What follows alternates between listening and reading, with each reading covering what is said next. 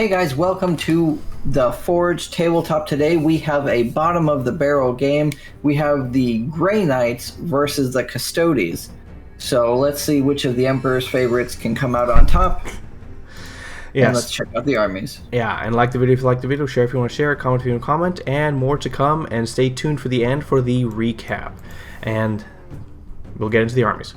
So for my army, for Custodes, now I have played them before, and they basically were built as giant bricks with commanders to give them every advantage possible. However, I did notice that in that mission it made them very inflexible. They basically only had 3 prongs and could overcommit to the wrong places. So since the nerfs and the squad size reductions, I'm adjusting as such. And the only other thing I'll say is this is the Blade Champion. I could not find a model for it. Well, I didn't bother looking for it in the workshop, but this will be a proxy for the Blade Champion. It's the same base size. So the overall plan is 3 bricks, as big as they can be, of Custodian Guards, 1 with Sentinel Blade and Presidium Shield, the rest with Spears. We have a Blade Champion, we have a Shield Captain, we have Trajan, the Warlord, and we have a guy on Dawn Eagle Jetbike. The guy with Dawn Eagle Jetbike has Veiled Blade, the Shield Captain has Ceaseless Hunter, Blade Champion has nothing. And then I have a Psychona Rhino, which is very hard to grab. 4 prosecutors. They could actually be in squads of like I think 3 even. It was ridiculous. And then 2 units of Veritas Parators brought up to 3-man, and that is my army. Alright, you guys. So last time I played Grey Knights, I went with a few really big units and mostly like regular characters. So this time I went the other direction. A bunch of smaller units and predominantly named characters. You will find Caldor Drago, you'll find Grandmaster Voldus, you'll find Crow, and then just a Nemesis Dread Knight Grandmaster. And so the Nemesis Dread Knight Grandmaster has the enhancement Inescapable Wrath, which basically gives him +1 to charge. Because last time my Nemesis Dread Knight failed miserably at all of his charges, so we'll see if that will not be the case here. So I have 2 squads of just the regular Brotherhood Terminators. Now both squads have an Ancient's Banner and an Arthesium, but one has an Incinerator and the other has a Side Cannon. Then I have 2 squads of Interceptors. I really enjoyed how fast they could move the last game, but they also died really quick, so I took 2 squads this time. I have 1 regular... Wait, no, who is this? Oh, these are Purgators. So yeah, obviously Purgators 4 side cannons, just because. And then a squad, an actual just strike squad, because they have sticky objectives, and so that could be super useful. And then I have a squad of Purifiers to go with Crow because he's super cool. So he needs a squad to go with him. And then I have just a regular Nemesis Dread Knight. So they kind of have opposite builds. The Grandmaster has a hammer and a side cannon and a silencer. The regular guy has the Great Sword, a side cannon, and a silencer. Actually, so they're predominantly the same except for the weapon. And so this way I have a few more units. And Grey Knights are super speedy because they can re-teleport and they can do all kinds of shenanigans like that. So I decided to take more units and see if just the base squad sizes can help them win, I guess. So for today's mission, we have Deployment, Hammer and Anvil. We have Supply Lines, which is if we control our marker in our deployment zone on a 4-up, we get an extra CP. So that's going to be interesting. Then we have Purge the Foe, which is control 1, control more for 4 victory points. And at the end of each battle round, you get 4 points if you killed an enemy unit, and 4 more points if more friendly unit, or if more enemy than friendly were destroyed in that battle round. Yeah. And that was the mission. Alright, for secondaries. For the Custodes, I've chosen Tactical, because I couldn't be bothered to think any further. And then what did you choose? I actually chose Fixed, which are... behind enemy lines and deploy Teleport Homer. They kind of play off each other. I have a few more units than usual this game, so I figured I might as well take advantage of that if I can.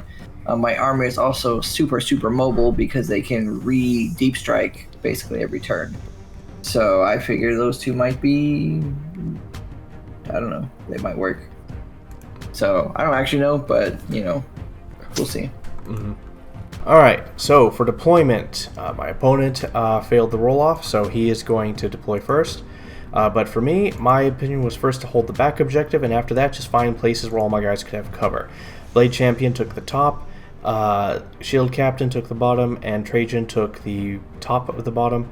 And then the Dawn Eagle jet bikes were spread sort of equally around to facilitate or counter whatever my opponent was doing. I was mostly trying to find as much cover as I could, and that's about it. So, what about you?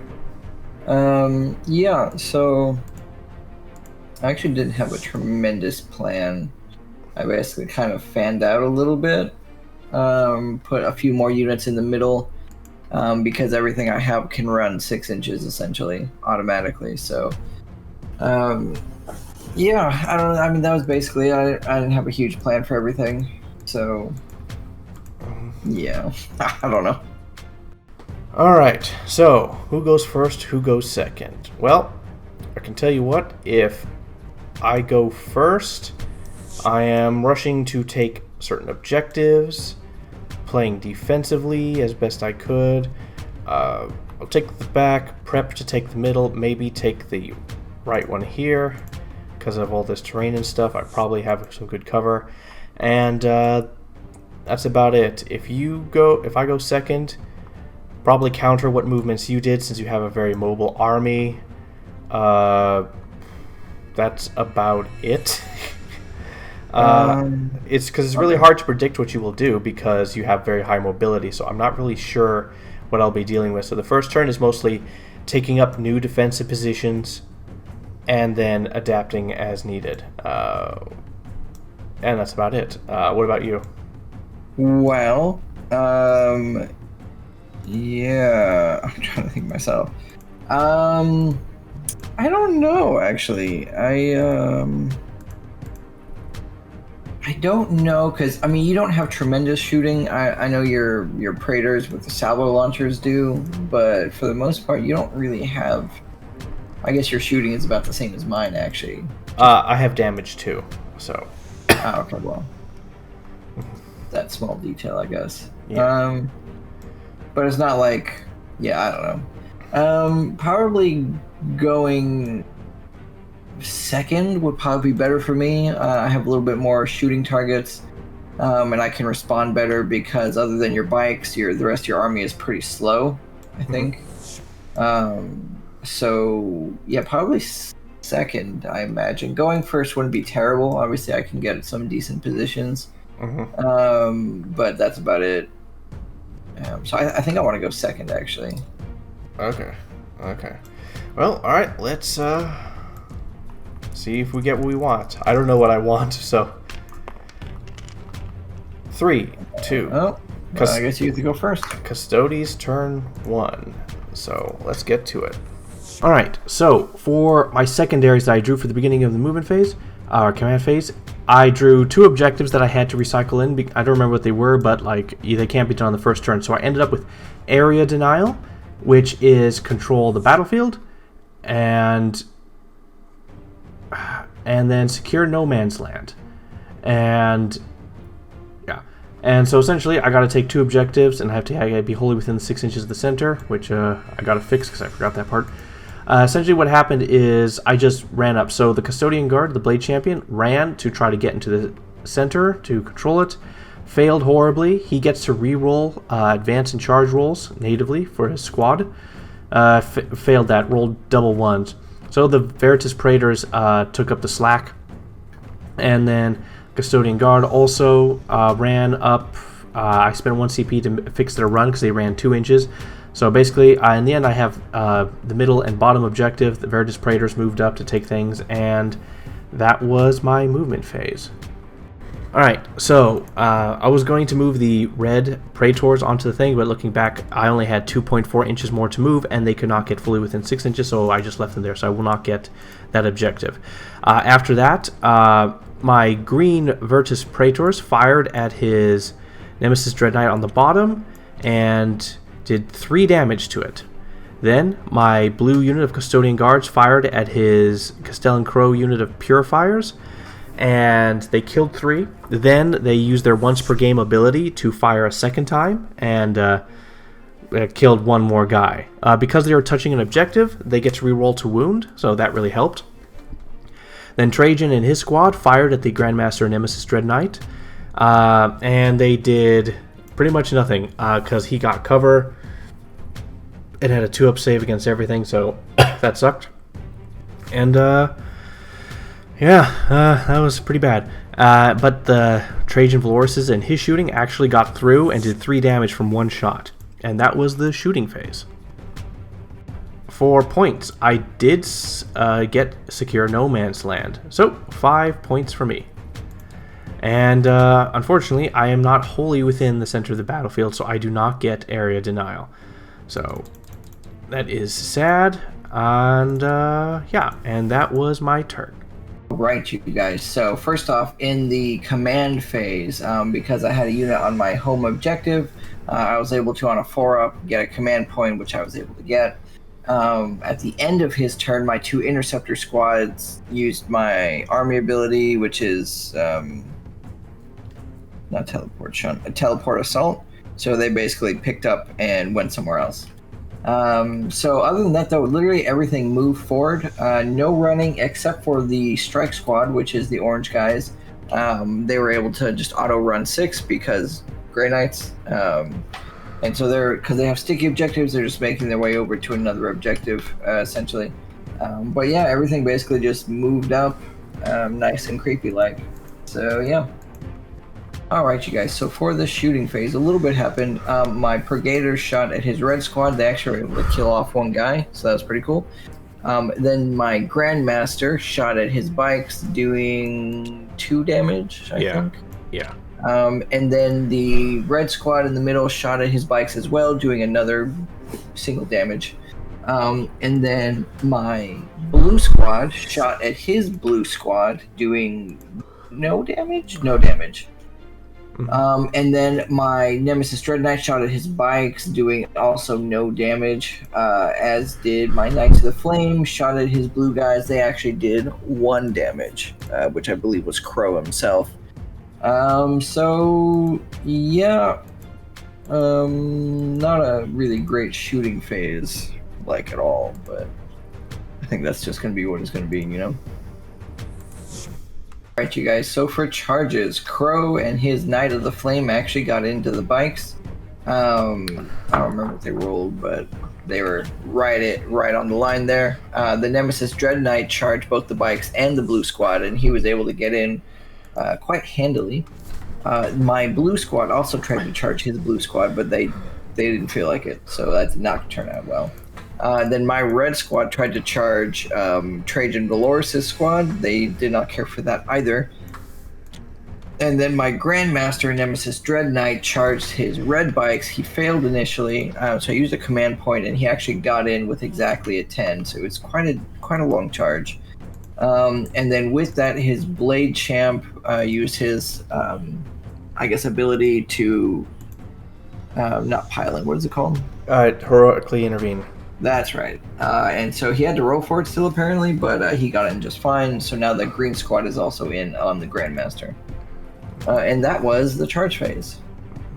Guys, so starting off, he had a bunch of fight first stuff. So he started with his blue squad up at the top, and they actually were able to kill off my Nemesis Dread Knight to the wound, which was not great. So far, I have not looked favorably upon them. Then I got to swing, so I swung with my Dread Master. He squished 1 green custodian. Then they all swung back, killing the Grandmaster as well. So that wasn't super good either. Again, not big on the Nemesis Dread Knight so far. But then Crow and his guys swung, and they actually did 8 damage to the bikes, or 6 damage. He saved Crow's damage. Which is probably more than everyone else combined. So that's sad.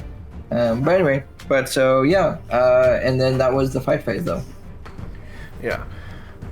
And the ability to do this was because the captains, the shield captains in the bikes and the blue squad have a once per battle round ability to make a battle tactic cost 0, and they can use any unit if others do. So I use the the ability Unwavering Sentinels, which costs 2 CP to give them fight first, so both units used it.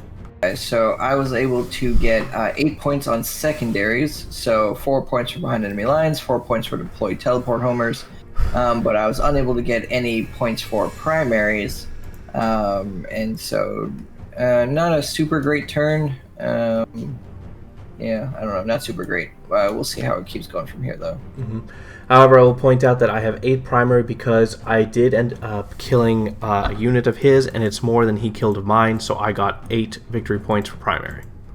So, for my secondaries, I still have Aerial Denial, and I got Overwhelming Force, which is clear off an enemy unit off an objective. So there's only one target for that.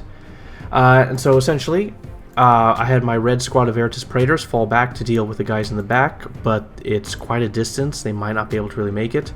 After that, my Green Blade Champion... so I spent 1 CP to bring back a guy to the Green Blade Champion squad, and I spent 1 CP to make the center objective permanently mine, even if I have no models on it. And so then after that happened, Blade Champion squad moved up towards his Purgators. Then whatchamacallit? Oh shoot, wait, I should have the trailing here. That's better. Then I had my Trajan Valoris move up to deal with his Grandmaster Voldus. And then after mulling it over and thinking of it, trying to do the secondary objective, I had my Veritas Praetors green squad fall back away from him and screen, and then my blue Custodian Guard surrounded Crow to do the secondary. And that was my movement phase. Alright, so for the shooting phase, I started with my blue squad at the bottom, the Custodian Guard. They mag dumped Custodian Crow and his squad, and they wiped him out, but my opponent spent 1 CP to reroll and made the save for Custodian Crow, so he's still alive with 1 wound left. Then my red Custodians fired into his orange or his red Terminators, and they spent their once per game ability to fire twice and managed to kill 1 Terminator. Then my Blade Guard and his squad fired at the white Purgators up top. They spent their once per game ability to fire twice, and they managed to kill 3 of them. And that was the shooting phase. Alright, so for the charge phase, I have no more CP left. My red squad of Veritas Praetors charged his purple Inceptors, and they needed a 9. They made it on the dot. Then my green Blade Guard squad charged his orange Justicars, or his orange Grey Knights, and the Purgators. He has free reroll and charges. He made it in. Trajan and his squad charged the red Terminators. They made it in. And the blue Shield Captain and his squad charged Crow. And that was the charge phase. Alright, so for the fight phase, the Veritas Praetors get +1 to wound because of their lance, and they deleted the squad that they were fighting. Then the Blade Champion with his own swung and killed 3 of the Grey Knights over there with his attacks, and then the other 2 Custodians wiped out all the rest but 1 guy. Then the 3 Custodians in the squad swung on the 2 Purgators, wiped them out. Then Trajan Valoris and his squad, not even the squad, Trajan Valoris walked up to the squad, activated his Moment Shackle to give him double attack, so 12, and he by himself deleted the squad. Then my Shield Captain swung on Crow and the blue squad and wiped him out before the squad could. And that was the fight phase. So, for points, I did get Overwhelming Force. Aerial Denial is not happening, so you know what, I would discard that for a CP, because I'm not even bothering. I did get 8 points for primary, and for controlling 1, controlling more, and then probably I'm going to get the extra 16 for the end of the battle round as well. And that was my turn. Alright, we decided to call it there because, well, I mean, it was pretty much over. We did some Theory Hammer. Drago showed up in a quick theory match, and he was able to successfully get a charge off with a reroll. And he did manage to wipe out the entire Veritas Praetor squad and the character there with his guys, despite them also getting their fight first and killing 2 of his Terminators. So they would have been a very big help to the game. I guess it's hard to say, really, what's the balance issues here. But MVP, LVP. So LVP. For Custodes, so everyone did great. Everyone did great. So LVP will simply go to the Virtus Praetors because there was one squad of them that essentially whiffed. And the red squad in the middle whiffed, getting me some 5 points to get onto the center, which I found out later that they auto-run 6 inches, so that was a mistake on my part. But these were out of everything, these were the worst performing unit. Or units because of the 2 of them. But it's really a thin margin. There really is no real loser. It's just they didn't do as great as everyone else. So MVP. Now this is an interesting one. So the shield captains all were incredible. Oh yeah, and the blade champion. And so the shield captains all were able to give me fight first. Big deal. That actually turned the tide in the combats. This is something that only the Custodes were able to do. So spamming shield captains in your squads is really, really good. So this gave me a huge advantage over my opponent. And then the blade champion, the free charge, he also gets reroll advance and charges, and once per game he can advance and charge. So that's really good. So essentially the Custodes still have a lot of good strategic use.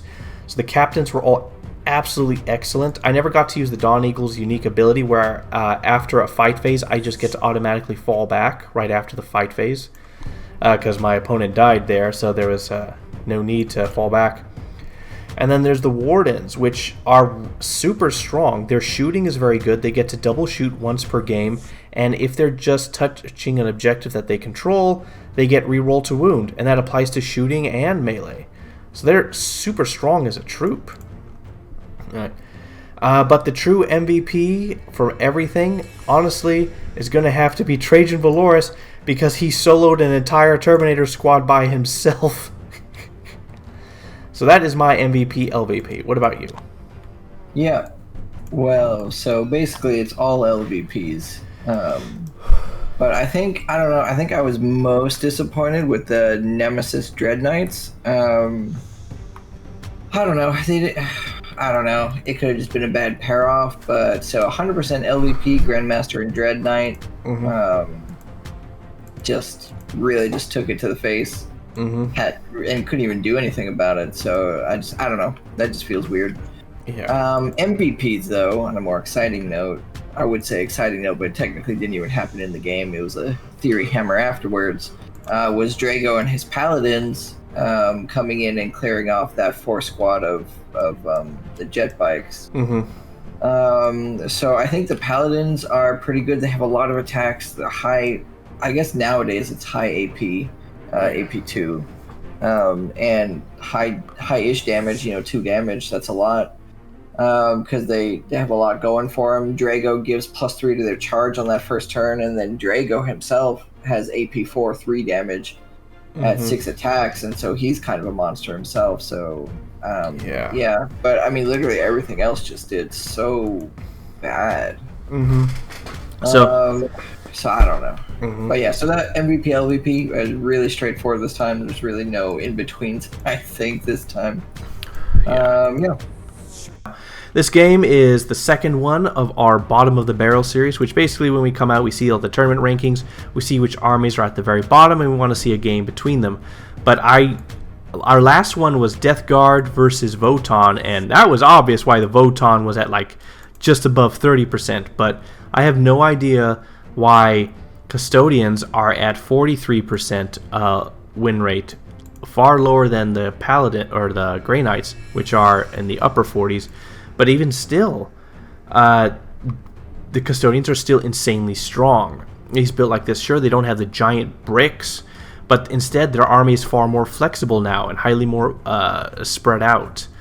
And the captains, incredibly useful. The captains, because I had 2 captains there, I essentially was able to use a strategy or give all my guys that were in combat fight first. And so when my opponent charged me, I was basically slaughtering him. I wiped out the most important threat of the Nemesis, or Dread Knight, the one that had 10 attacks. And then when he swung and killed like barely anyone with his few attack Grandmaster with the hammer, I mean, it barely cost me anything. The champion, very good and flexible because being able to advance and charge once per game, reroll advances and charges. I really don't know why these are at the bottom of the barrel. Like, even when you make mistakes and my guys were really exposed, they took almost no damage from shooting. The Grey Knights should easily have been running around and just capping points. Although I will say, though, when they went in the back and started capping points, what they should have done is one would have gone north and one would have gone south. So I would have to spend forever trying to kill both. I could only maybe successfully have killed one, and then it would take me 2 turns to hunt down the other one. So that's the only mistake I can think on my opponent's play. But what do you think as far as the Grey Knights? Well, so I don't know. I don't want to call them glass cannons because technically they have armor. They have 2-up armor saves all around for their basic troops. Yeah, but I don't know. They just really took it to the face. I don't know. So they're super mobile. So like, especially like the Inceptors, like they can move. Well, they have a 12-inch regular move. They auto run 6 inches. So that's 18 inches. And then on top of that, in the shooting phase, they can move again for another 6 inches. And so I don't know. They're really, really mobile. They can jump around. So I almost wonder if it's not in like a bunch of combat units, if it's more in like Purgators, because Purgators, they have the one where you can shoot things you can't see. So they could literally just hide in the back, I guess, and then have like really speedy units with line of sight, give them line of sight for stuff to shoot at, and maybe play a cat and mouse game that way. I don't know. I feel like maybe if you had more armor, like a Land Raider running up the middle, probably would have been a bigger threat. But then again, I got if I wasn't any other army, you would have killed a lot of my guys there if I didn't have the fight first. Yeah, it's also weird the Crow, because he's basically like a company champion. He didn't have any kind of fights first. Usually champs have a fight first of some kind. So that was kind of weird. Their characters, Voldus, I didn't super care for. The Grandmaster and Dread Knight, I didn't really care for. Like ability wise. Yeah, I mean toughness 8, that's relatively tough, I guess. 13 wounds isn't bad. But yeah, I don't know. This list was not it. I think Purifiers were interesting, but I think they need to be taken in a much bigger squad. Because their ability essentially is that if they're missing someone, like if they're below starting strength, they have +1 to hit, and if they're below half strength, they have +1 to wound. So that ability, I guess, to me is like, hey, you need more models in that squad. So what would you say what do you think the strengths of the Grey Knights are that you probably should lean into heavily? That's what I'm trying to think. Like, what is their greatest thing? So they move really fast, and they hit really, really hard. Like, they have high AP, high attacks, high damage. Their shooting isn't super great. So I imagine maybe something more in the realm of like rhinos, or something that can kind of get them really close and unaffected by stuff maybe, and then they just pop out because they can, wipe something out and then basically just dip at the end of every opponent's turn. Half the army can disappear. Yeah. So I don't know. Of course, once they deep strike, that's a 9-inch bubble with basically nothing to add on to their rolls. So I don't know. In that sense, if that's super great either. That might be more tactical. Yeah. So I don't know. Maybe it's just the delivery system. But of course, you had all those fights first, so that kind of kneecapped that. So I don't know. It could have just been the pairing, maybe. Maybe Custodes are kind of a hard counter to Grey Knights or something. I don't know. I mean, they're good at killing Space Marines. That's the one thing that is true. Yeah, so, yeah, I don't know. But this list did not handle itself well. Also, the ancient banners on these seem pretty useless. They basically just give them an additional OC. But I don't know. Yeah, I don't know. So I don't know. That's what I'd say for Grey Knights. I guess I don't know. I haven't quite figured them out yet. They are really mobile. They hit really hard, but in this case, they also died really, really hard. So. Yeah. It's really hard to say like why these armies are placed where they are. On paper, Grey Knights, super good. I have no idea why Custodes are at the very bottom, below Demons even. Yeah. All right. So. All right, that's it for our show. So we have no idea what we'll be doing next week. It won't be a bottom of the barrel. But like the video if you like the video, share if you want to share, comment if you want to comment, and more to come. And stay tuned for the recap happening now. And bye.